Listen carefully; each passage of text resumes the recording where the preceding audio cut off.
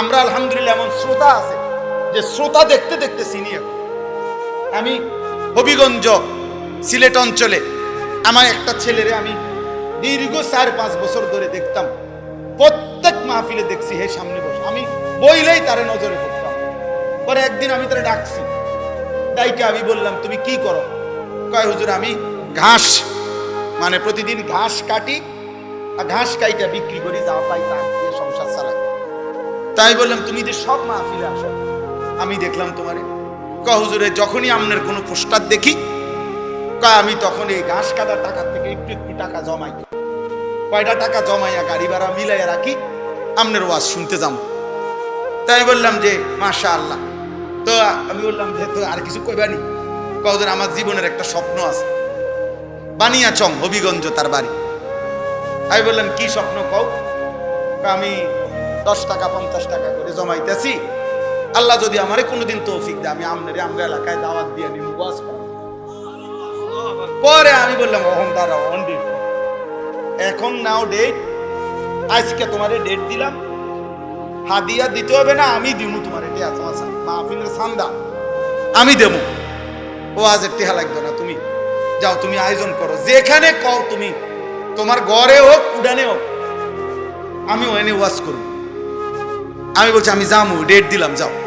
আশ্চর্য, বানিয়াচং আমি গত বছর এই ছেলেটা তার দাওয়াতে আমি গেছি মাহফিল, গিয়া দেখলাম বানিয়াচং বাংলাদেশের সবচেয়ে বড় গ্রাম, জানেন বাংলাদেশের সবচেয়ে বড় গ্রামের নাম হলো এই বানিয়াচং হবিগঞ্জ। এক গ্রাম এক উপজেলা। হ্যাঁ, এটা গ্রাম একটাই, একটা উপজেলা, বুঝছেন? গিয়ে দেখছি ওই গ্রামের মানে ওই উপজেলার সবচেয়ে বড় কলেজ হাই স্কুল মাঠ, যেটা বিশাল মাঠ, এই মাঠে এই ছেলে মাহফিল মানে আয়োজন করছে। আমি গিয়া দেখি একেবারে যদি কম হয় মানুষ 15-20 হাজার, স্টেজে যদি একেবারে না হয় হুজুর 300-400 হুজুর হইব। হুজুর খেলাফত মজলিসের যিনি কেন্দ্রীয় আমির, এই যে দেওয়াল গড়ি মার্কার যে খেলাফত, উনি বসা পাশে, ওনার বাড়িতে বানিয়েছে বড় বড় হুজুর সব। তাই বললাম কিরে কারবারটা হুজুরের কইছি তো আমার আইয়া এলাকা আমার আর ধরতে দিছে না, সব আলেম ওলামা পাবলিক মিল্লা এই মাহফিলে এত বড় বানাই ফেলছে। মোবাইল যতজনই হাতে ধরে রাখছেন, হাতে ধরে যারা মোবাইলে ভিডিও বা রেকর্ড করে তারা আসলে কিছুই বুঝে না। এই আস্তে আস্তে জোরে কথা বল, ঠিক এটা জোরে বল, আমি শেষ করতে। এই জন্য মোবাইল হাতে ধরে এগুলো বন্ধ করে ফেলে। প্রিয় ভাই, জীবনটা শুধু মোবাইলের জন্য, এই পৃথিবীতে আমাদের সমস্ত কিছু মোবাইল নির্ভর না। মোবাইলে প্রত্যেকের মোবাইলে ওয়াজ আছে, ভালো মন্দ অনেক কিছুই আছে, কিন্তু দিলের মধ্যে কি আছে, কলিজার মধ্যে কি আছে, এটা দেখার বিষয়। একটা মাহফিলের আয়োজনের মধ্যে অনেক কষ্ট হয়। এই ব্যাপক আয়োজন, এই ব্যাপক ব্যস্ততার ভিতরে যদি কিছু অর্জন না হয় দিলের মধ্যে, তেমন উল্লেখযোগ্য কোনো ফায়দা নেই। বক্তা আসলো, উঠলো, নামলো, শ্রোতা একবার দৌড় দিয়ে আইলো, আরেকবার খালি হয়ে গেল। এই আসা যাওয়ার দ্বারা কিছু বুট বাদাম চটপটি বিক্রি হলো, এর দ্বারা তেমন উল্লেখযোগ্য কোনো ফায়দা নেই। এই জন্য দয়া করে সবার কাছে আমি বললাম, এটা আমার আদেশ, হাতে মোবাইল ধরে যারা আছে সকলে মোবাইল হাতে ধরা, এই ভিডিও রেকর্ড এগুলো নামান, হাত ধরা মোবাইলগুলো বন্ধ করে। এরপরে দেখলে আমি দমক দেব, উঠায় দেব, তখন আপনি লজ্জা পাবেন। আর এমনি চলে গেলে কোনো অসুবিধা নাই, ইনশাআল্লাহ পরে আবার আসবেন, দাওয়াত রইল। কোরআনুল কারীমের যে 4টি আয়াত আমি পড়ছি, এই 4টি আয়াতের মধ্যে আল্লাহ তাআলা প্রথম 3 আয়াতে আমাদেরকে 5টা কথা মনে করাইছে। আমাদেরকে লক্ষ্য করে আল্লাহ 5টি কথা বলছেন, বলে 4 নম্বর আয়াতে একটা চূড়ান্ত সত্য কথা আমাদেরকে শুনাইছে, যে এই সত্যের মুখোমুখি আমাদের সকলকেই হতে হবে।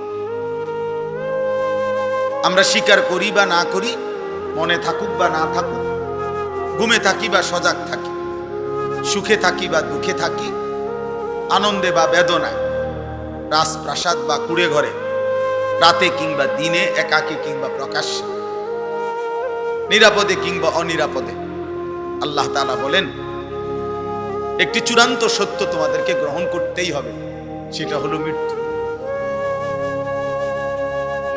মৃত্যু, মৌত, মৃত্যুর যন্ত্রণা, সাকরাতুল মৌত, ওয়াজাআত সাকরাতুল মৌত বিল হক। আল্লাহ তাআলা বলেন সত্য সত্য একদিন মৃত্যুর যন্ত্রণা চলে আসবে। সুখে থাকো আর দুঃখে থাকো, আনন্দে থাকো আর দুঃখে থাকো। তো এই চিরন্তন এই সত্যটি গ্রহণ করতে হবে। এর আগে আল্লাহ তাআলা 3 আয়াতে 5টা কথা বলছে। আগে আপনারা এই 5টা কথা আগে শুনেন, এরপরে 4 নম্বর আয়াতের কথাটা তো আমি এখন বলেই ফেললাম, আবার সেটা বলব। আল্লাহ তাআলা আমাদেরকে 5টা কথা মনে করাইছেন। 1 নম্বর, ওয়ালাকাদ খালাকনাল ইনসান। আল্লাহ বলছেন সবাই মনে রাখবা, আমি আল্লাহই মানুষকে সৃষ্টি করেছি। মানে আল্লাহ যেন আমাকে বলতেছেন, আনিস এ কথা তুমি কখনোই ভুলো না, আমি কিন্তু তোমাকে বানিয়েছি। আমাদের প্রত্যেককে আল্লাহ তাআলা এই কথা বোঝাচ্ছেন যে মনে রেখো, আমি তোমাকে সৃষ্টি করেছি। তোমার অস্তিত্বের প্রতিটা বিন্দু আমার হাতের গড়া। অতএব যেই কোনো শক্তিতে, যেই কোনো বুদ্ধিতে, যেই কোনো কৌশলে, ফন্দিতে তুমি আমার থেকে ছুটতে পারবে না। আমি তোমাকে বানিয়েছি। তোমার অস্থি মজ্জা, ভিতর বাহির, তোমার শরীরের প্রত্যেকটা অঙ্গ প্রত্যঙ্গ আমি জানি, আমি বানাইছি। অতএব এটা আল্লাহ তাআলা আমাদেরকে মনে করাই দিয়েছে, আমি আল্লাহ তোমাকে সৃষ্টি করেছি, বানিয়েছি। আমার থেকে তুমি আড়াল হবা কেমন? আমার বাঁধন থেকে তুমি ছুটবা কেমন?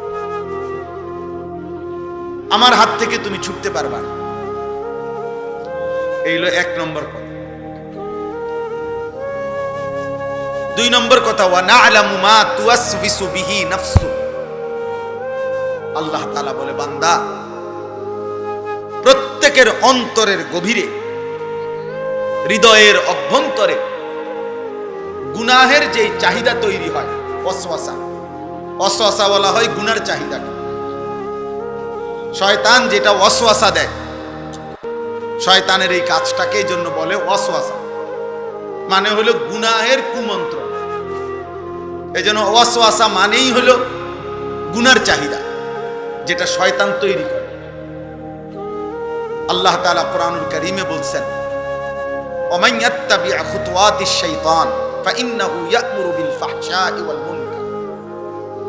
যে শয়তানের পথ অনুসরণ করবে, তো মনে রাখবে শয়তান 24 ঘন্টা তাকে অশ্লীলতা, বেহায়াপন। অশ্লীলতা কাকে বলে? নারীকে কেন্দ্র করে যত গুনাহ, সহজ কথা, আয-যিনা ওয়া মা আশবাহু। নারীকে কেন্দ্র করে যত গুনাহ হয় সবটাই অশ্লীলতা, বেহায়াপনা, অসভ্যতা, ফাহশা, ফাহিশা, ফাওয়াহিশ, এই একই শব্দ।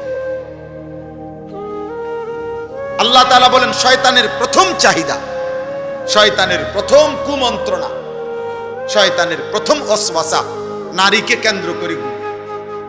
এই জন্য শয়তান 90 বছরের বুড়া মানুষকেও বলে, বয়স নাই তো কি হইছে, টেলিভিশন দেখো, নারী দেখো, ছবি দেখো, সাদওয়ানে বইয়া বইয়া নর্তকীর নাচ দেখো।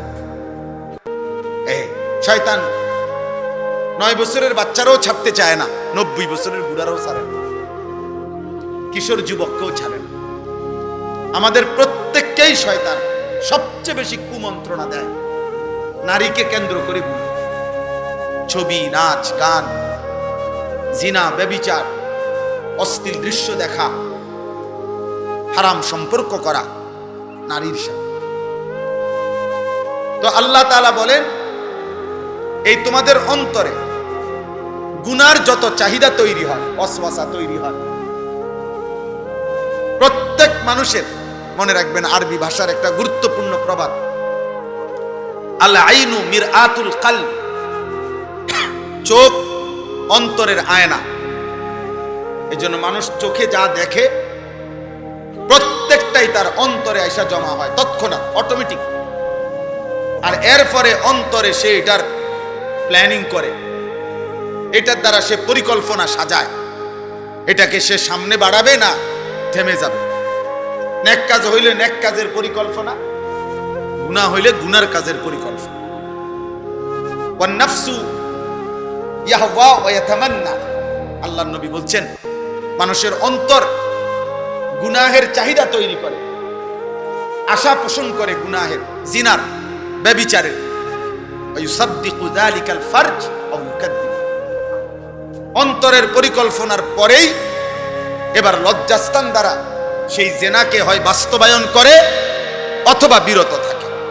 কিন্তু চোখ দিয়ে দেখলেই জিনা হয়, অন্তর দিয়ে ভাবলেই জিনা হয়, আর সেইটার সমন্বয়ে চূড়ান্ত রূপ লজ্জাস্থানের মাধ্যমে বাস্তবায়ন।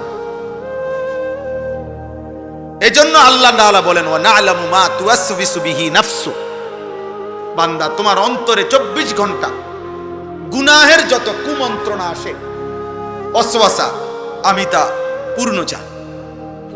তুমি মুখে না বললে এই পৃথিবীবাসী জানে না, তুমি অঙ্গ প্রত্যঙ্গ দিয়া কর্মে পরিণত না করিলে হইতে পারে পৃথিবীবাসী টের পাবে না, কিন্তু তোমার অন্তরের গভীরে যেগুলো লুকায়িত, যে সমস্ত খারাপ অসৎ কল্পনা, এগুলা পৃথিবীর কেউ কোনোদিন হয়তো টের পায় না, কেউ জানে না, কিন্তু আল্লাহ বলে বান্দা আমি সেটা 24 ঘন্টাই জানি। আমি জানি বান্দা, আমার থেকে লুকাবার সুযোগ নেই, আমার থেকে আড়াল করার সুযোগ নেই। ওয়া আসিররু কাওলাকুম আফিজহারু বি ইন্নাহু আলিমুম বিদাতিস সুদূর, আল্লাহ বলেন আস্তে বলো আর জোরে বলো, এমনকি অন্তরের ভিতরে লুকিয়ে রাখো, আমি সব জানি। আফালা ইয়ালামু ইদা বু'সিরা মা ফিল কুবুর ওয়া হুসিলা মা ফিস সুদূর, আল্লাহ বলেন সে কি জানে না যে তাকে কবর থেকে হাসরের ময়দানে উঠানো হবে, আর তার বুকের ভিতর, অন্তরের ভিতরে যা ছিল কিয়ামতের দিন তাও প্রকাশ করে দাও, খুলে দাও। আল্লাহ তাআলা বলেন ইয়াউমা তুবলাস সারাইর, কিয়ামতের দিন গোপন বিষয়গুলো প্রকাশ হয়ে পড়ে, উন্মোচিত হয়ে পড়ে। এজন্য দোস্ত আমার, বন্ধু আমার, ওই যে ওয়াজের শ্রোতার বসার স্টাইল দেখেন, গাছের মধ্যে মনে হয় যেন গুল হইয়া বইছে, গাছেরে দেবতা বানাইয়া বসছে।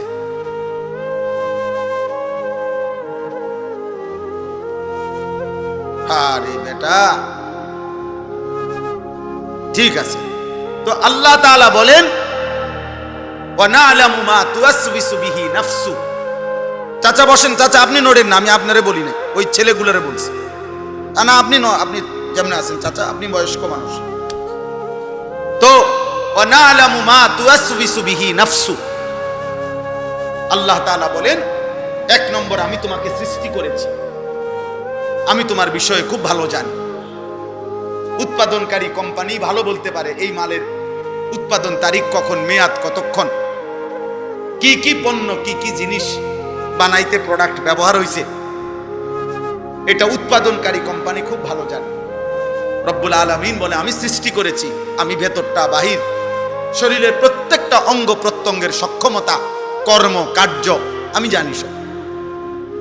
আর আমি আল্লাহ শুধু তোমার চোখের গুনাহ, কানের গুনাহ, হাতের গুনাহ, পায়ের গুনাহ, লজ্জাস্থানের গুনাহ এটা না শুধু, বরং অন্তরের ভিতরে গুনাহের যত ওয়াসওয়াসা, কুমন্ত্রণা, হারাম যত পরিকল্পনা, সুদের পরিকল্পনা, ঘুষের পরিকল্পনা, কিস্তির পরিকল্পনা, অন্যের উপরে জুলুমের পরিকল্পনা, চুরি ডাকাতি, ছিনতাই, রাহাজানি, অন্যায়, অশ্লীলতা, কোনো কিছুই মানুষ অন্তরের পরিকল্পনা ছাড়া করে না। 1 মিনিটের জন্য হলো অন্তরে আসে, এখান থেকে পরিকল্পনা সাজিয়ে এরপরে বাস্তবায়ন করে। এই জন্য আল্লাহ বলেন 24 ঘন্টা তোমার দিলের যত ওয়াসওয়াসা, গুনার চাহিদা আমি জানি। 3 নম্বর, ওয়া নাহনু আকরাবু ইলাইহি মিন হাবলিল ওয়ারিদ। আল্লাহ তাআলা বলেন, বান্দা এটা মনে রেখো, এটা আমি এমনি বুঝাই।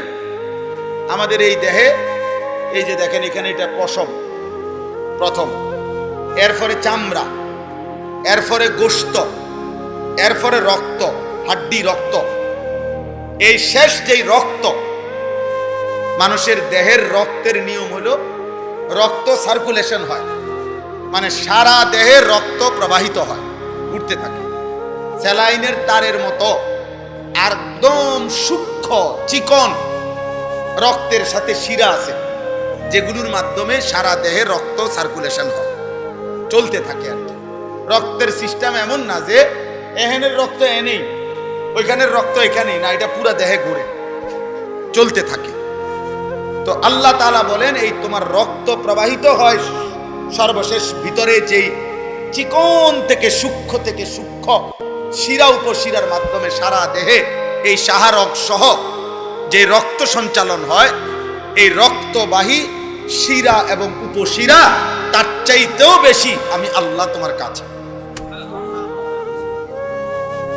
ওয়া নাহনু আকরাবু ইলাইহি মিন হাবলিল ওয়ারিদ, মানে তোমার অস্তিত্বের প্রথম বিন্দু, তোমার অস্তিত্বের প্রথম অংশের চাইতেও আমি কাছে, আমি কাছে। এই 3টা হলো। এই বেটা, আপনারা না বললাম শুনতাম মিয়া, আসে নিজে নিজে আসে। মোবাইলে বললাম না, নিষেধ করলাম মিয়া, খাম খেয়ালি কর। এই মানুষের ছবি উঠে কি হবে মিয়া? কেডা দেখবো আপনার ছবি? মানুষের আর কাম নাই, কাম। আপনি শুনেন, আপনার জন্য, নিজের জন্য শুনেন। এই সবগুলো মানুষের ছবি উঠাইলে কি হবে? না না, কি হবে? এটা লাভটা কি? তা গুনাহ তো হবে আছে, মানে এমনি লাভ। এরা সবাই আপনারা 10 টাকা করে দিব, হ্যাঁ দিলে তো মাদ্রাসাতে দিবে। কথা বুঝেন? এই মাদ্রাসা ঐতিহ্যবাহী মাদ্রাসা, আমরা ছোটবেলার থেকে জানি। মুরাবাজার মাদ্রাসা ছেড়ে না, কুমিল্লার কমপক্ষে বাংলাদেশের মানুষ ছিল এই মাদ্রাসার শত শত ছাত্র, তালিবে ইলম। আমি আসার সময়ও আমার সাথে আমার একটা ছেলে আছে, আমার সাথে থাকে।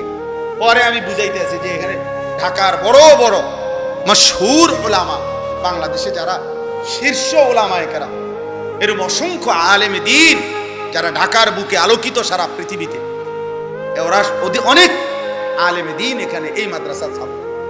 আমি জানি এটা, আমি তো এই মাদ্রাসা আসছি আরেকবার 5-7 বছর আগে, খুব সম্ভব কোরবানির ঈদের সময়, কোরবানির ঈদের আগে এখানে একটা মাহফিল হয় মনে হয়। কোরবানির এই আগে আর কি, কোরবানির গুরুত্ব, ফাজাইল মাসাইলের উপরে মসজিদে, এই মসজিদ না মনে না কি জানি আরো কেমন ছিল, ছোটখাটো মসজিদ ছিল, ওইখানে আমি বয়ান করছি, আমার মনে আছে। এই একবারই আমি আসছি, বাকি এমনি আমি দারুর রাশাদের হুজুর আলহাজ হযরত মাওলানা হাবিবুর রহমান সাহেব সহ আমাদের ফরিদাবাদের হুজুরগণ, আমাদের এই বুজুর্গ ওলামারা যে অধিকাংশই এই মাদ্রাসায় পড়ালেখা করছেন, এটা আমরা জানি আলহামদুলিল্লাহ। একটা কথা সবসময় মনে রাখবেন বাবারা, চাচারা, ভাইরা, মাদ্রাসা এই জন্য দান করা উচিত যে মাদ্রাসাই এমন একটা জায়গা যেখানে যে মানুষগুলোর জন্য আপনি দান করলেন, ওই মানুষগুলো প্রতিদিন ইচ্ছায় হোক অনিচ্ছায় হোক, 6 বছরের বাচ্চা হোক আর 30 বছরের ছেলে হোক, প্রতিদিন 5 ওয়াক্ত নামাজ জামাতের সাথে পড়ে। আমার বাপ, পৃথিবীতে আর কোনো ঘরে, কোনো বিল্ডিং, কোনো ভবনে আপনি এমন লোক পাবেন না যেখানে সকলেই প্রতিদিন 5 ওয়াক্ত নামাজ পড়ে। 2-4 জন পাইবেন, 2-4-500 এরকম একসাথে পাওয়া কষ্টকর। মাদ্রাসা এজন্য দান করবেন যে এখানের প্রত্যেকটা বাচ্চা, ছেলে, সন্তান, উস্তাদ সুন্নাতকে ইহতিমাম করে। সবাই চেষ্টা করে মেসওয়াক করতে, সবাই চেষ্টা করে দস্তরখান বিছায় খানা খাইতে, সবাই চেষ্টা করে পেশাব পায়খানায় ঢিলা কুলুপ, ওযু ইস্তেঞ্জার পাক পবিত্র থাকতে। 24 ঘন্টা যারা নিজেকে পবিত্র রাখতে চায়, খোদার কসম কোরআনে আছে, আল্লাহ বলছে বাহ্যিক পবিত্রতা অর্জনকারী যারা এবং অন্তরের পবিত্রতা অর্জনকারী যারা, আমি তাদেরকে ভীষণ ভালোবাসি। ফীহি রিজালুন ইউহিব্বুনা আন ইয়াতাতাহহারু আল্লাহু ইউহিব্বুল মুত্তাহহিরিন ইন্নাল্লাহা ইউহিব্বুত তাওয়াবিন ওয়া ইউহিব্বুল মুতাতাহহিরিন। এজন্য মাদ্রাসার তালিবে ইলম সারাক্ষণই চেষ্টা করে পবিত্র থাকতে, আর পবিত্রতা থাকতে পছন্দকারী যে বান্দারা, মহান আল্লাহ তাদেরকে বলছে আমি তাদেরকে ভীষণ ভালোবাসি। অতএব আমার মালিকের ভালোবাসার মানুষগুলোকে দান করা আপনার জন্য অনেক বড় নেকি, অনেক বড় নেকি, অনেক বড় নেকি। এই জন্য দিল থেকে মাদ্রাসায় দান করুন প্রত্যেক দিন, প্রত্যেক দিন, প্রত্যেক দিন। আমার শায়েখ আল্লামা মুফতি মুশতাকুর নবী কাসিমি হুজুর অনেক সময় বলে যে প্রত্যেক মুসলমানের উচিত কমপক্ষে একটি মাদ্রাসার সাথে এভাবে সম্পর্ক রাখা, একজন আলেমের সাথে এভাবে সম্পর্ক রাখা। হুজুরের মুখে আমি অনেক শুনছি এটা। হুজুর বলেন যে উচিত কমপক্ষে একজন আলেমের সাথে আমার এমন সম্পর্ক, একটা মাদ্রাসার সাথে আমার এমন যেন সম্পর্ক হয় নিয়মিত, যে হাসরের ময়দানেও যেন ওই হুজুর আমারে দেখলে চিনতে পারে, আরে এদিকে আসেন। ওই তালেব ইলম যেন আপনারে দেখে চিনতে পারে, আরে চাচা এদিকে আসেন। আপনারা তো আমরা সব সময় আমাদের মাদ্রাসায় দেখতাম, আসতেন, দান সদকা করতেন, আমাদেরকে হাত বুলাইতেন, কথা খোঁজ খবর নিতেন। এর দূর এই জন্য শুধু হাই হেলো না, বরং মাদ্রাসার সাথে আলেমের সাথে আর্থিক গভীর সম্পর্ক, বারবার আসা যাওয়ার সম্পর্ক, যেন একজন আলেমে দিন আপনারা দেখলেই চিনতে পারে। আমরা আলহামদুলিল্লাহ এমন শ্রোতা আছে যে শ্রোতা দেখতে দেখতে চিনি। আমি হবিগঞ্জ সিলেট অঞ্চলে আমার একটা ছেলেরে আমি দীর্ঘ 4-5 বছর ধরে দেখতাম, প্রত্যেক মাহফিলে দেখছি হে সামনে বস, আমি বইলেই তারে নজরে পড়তাম। পরে একদিন আমি তারে ডাকছি, ডাইকে আমি বললাম তুমি কি করো? কয় হুজুর আমি ঘাস, মানে প্রতিদিন ঘাস কাটি, আর ঘাস কাইটা বিক্রি করি, যা পাই তা দিয়ে সংসার চালাই। তাই বললাম তুমি যে সব মাহফিলে আসো, আমি দেখলাম তোমারে। কয় হুজুরে যখনই আপনার কোনো পোস্টার দেখি, কয় আমি তখন এই ঘাস কাটার টাকা থেকে একটু একটু টাকা জমাই, কয়টা টাকা জমাইয়া গাড়ি ভাড়া মিলাইয়া রাখি, আপনার ওয়াজ শুনতে যাবো। তাই বললাম যে মাশাআল্লাহ। তো আমি বললাম যেহেতু আর কিছু কইবানি, কয় হুজুর আমার জীবনের একটা স্বপ্ন আছে, বানিয়াচং হবিগঞ্জ তার বাড়ি। আমি বললাম কি স্বপ্ন কও? আমি 10 টাকা 50 টাকা করে জমাইতেছি, আল্লাহ যদি আমারে কোনোদিন তৌফিক দেয় আমি আমনেরে আমরা এলাকায় দাওয়াত দিয়ে নিব, ওয়াজ করব।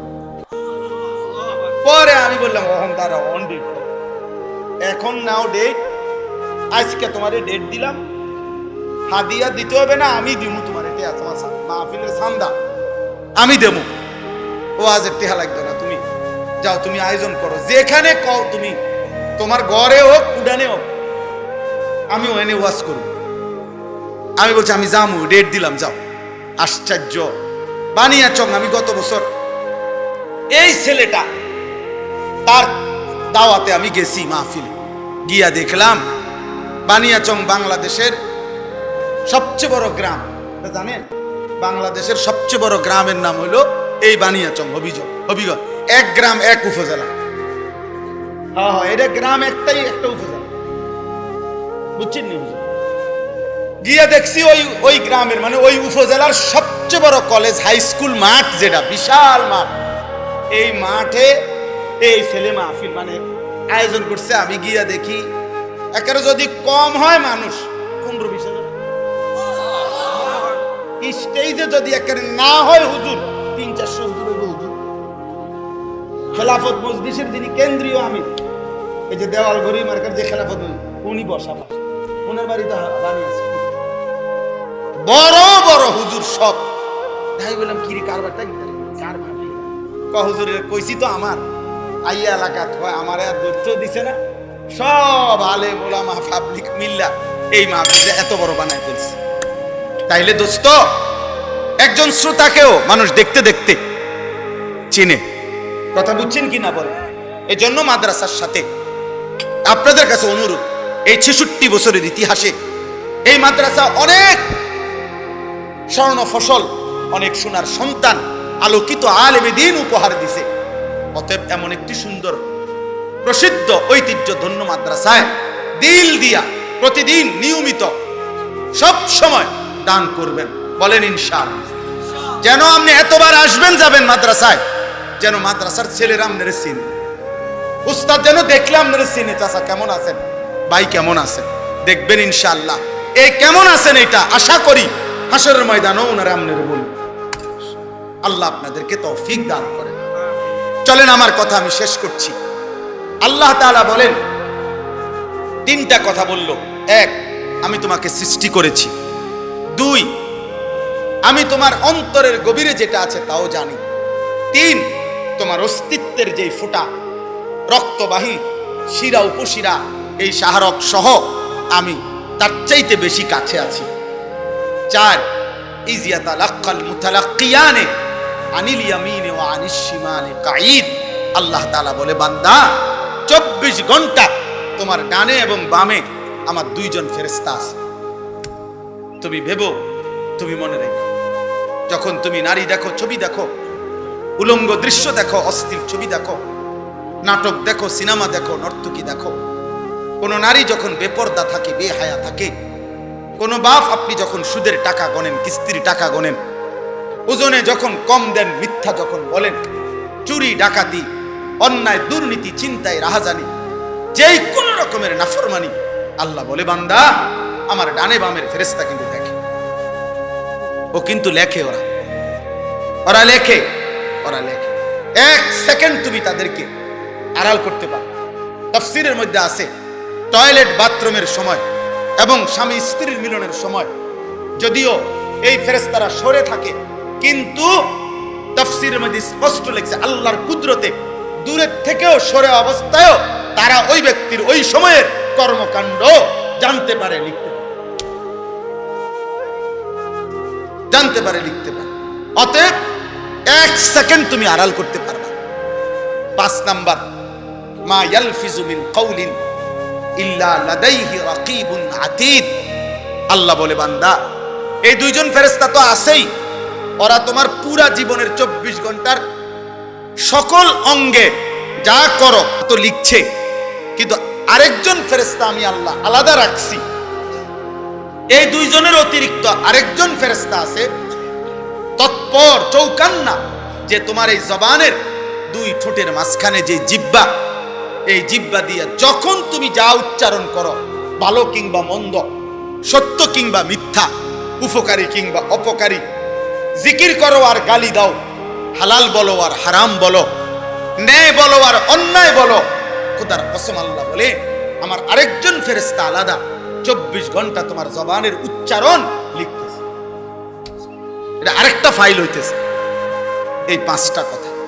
1 নাম্বার, আমি তোমাকে সৃষ্টি করেছি, তুমি আমার থেকে ছুটতে পারতা। 2, তোমার অন্তরের গভীরের কথাও আমি জানি, অতএব আমারে আড়াল করতে পারবা না। 3, আমি তোমার অস্তিত্বের রক্তের শিরা উপশিরার চাইতে কাছে আছি, তুমি আমারে ফাঁকি দিতে পারবা না। 4, আমার দুইজন ফেরেশতা তোমার সাথে আছে, তুমি তাদেরকে লুকাইতে পারবে। 5, তোমার জবানের সামনে একজন ফেরেশতা তোমার জবানের উচ্চারণ লিখতেছে, তাকে তুমি আড়াল করতে পারবা না। আল্লাহ বলেন, এই 5টি বিষয় থাকা অবস্থায় এবার তুমি ন্যায় করো আর অন্যায় করো, এবার তুমি নেকি করো আর গুনাহ করো, হালাল খাও আর হারাম খাও, জায়েজ করো আর নাজায়েজ করো। আল্লাহ বলেন, ওয়াজাআত সাকরাতুল মাউত বিল হক। এই অবস্থাতে থাকেই, মানে আমিও আড়াল হব না, আমার ফেরেশতাও আড়াল হবে না, লেখাও বন্ধ হবে না, আমি আল্লাহর জানাশোনাও বন্ধ হবে না।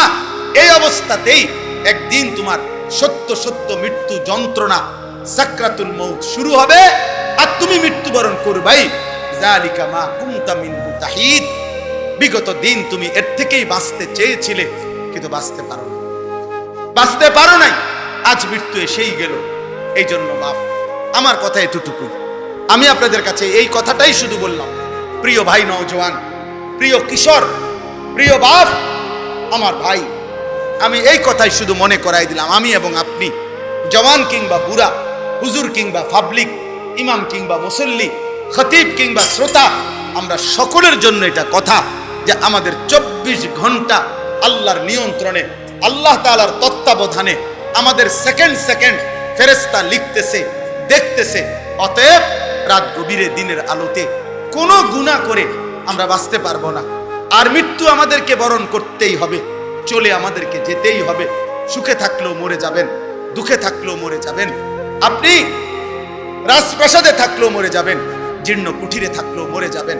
অতএব দয়া করে, মেহেরবানি করে, আল্লাহর ওয়াস্তে সবার কাছে আমার অনুরোধ, ভাই বন্ধু, জওয়ান বুড়ো, মা বোন, ওলামা, আমি আপনি সবাই আমরা যেন গুনাহ ছেড়ে দেই, আমরা যেন আল্লাহর নাফরমানি ছেড়ে দেই। আমার যুবক ভাই, মোবাইলের নারী দেখো না বাপ, চরিত্রহীন হইও না, অস্থির দৃশ্য, জিনা ব্যভিচারের ছবি, হারাম এই ছবি দেখা দুস্থ, একদিন তুমি দুনিয়াতেও ক্ষতিগ্রস্ত হবা, আখিরাতেও ক্ষতিগ্রস্ত হবা। একদিন প্রয়োজনের সময় দেখবা যৌবনের শক্তি নাই, শরীরের সক্ষমতা নাই, কোমরের শক্তি নাই, লজ্জাস্থানের শক্তি নাই। আর আরেকদিন কবরে গিয়া দেখবা জাহান্নামের আগুন তোমার কবরে ধাউ ধাউ করে জ্বলছে। না তুমি দুনিয়া পাইবা, না তুমি আখিরাত পাইবা। আর হারাম উপার্জনকারী বাবা, সুদখোর, ঘুষখোর, কিস্তিখোর, হারাম উপার্জনকারী বেনামাজি, হায় আপনাকেও বলি, আপনি দুনিয়াও শেষ করতে পারতেন না। এত বাটফারি সিটারি কইরা আল্লাহরে ডাকেন নাই, নামাজ পড়েন নাই, 24 ঘন্টা কামাই রোজগারি, 2 নম্বরই 6 নম্বরই কইরাও আল্লাহর কসম আপনি অভাব শেষ করতে পারতেন না। আপনি মরার পরেও, আপনি যেদিন মারা যাবেন তারপরও আপনি কবরের থেকে শুনবেন আপনার ঘরের দরজা ভাঙ্গা গেছে, বাথরুমের দরজা মাঝখান দিয়ে ছিদ্র হইয়া গেছে, জানালার গ্রিল ফইরা গেছে, সিটকারি নাই, ফ্রিজের তলে দিয়া পানি পড়ে, মানে হাজারো সমস্যা থেকেই যাবে, অথচ আপনি কবরে চলে যাবেন। অতএব হালালের উপরে থাকেন, হালালের উপরে থাকেন, হারাম রোজগার কইরেন না, অবৈধ উপার্জন করবেন না। আল্লাহ আমাদেরকে তৌফিক দেন, কবুল করেন। আজকের এই মুবারক মাহফিল আল্লাহ তাআলা ভরপুর বরকত দান করেন। সুবহানাল্লাহি ওয়া বিহামদিহি, সুবহানাকাল্লাহ। আশহাদু আল্লা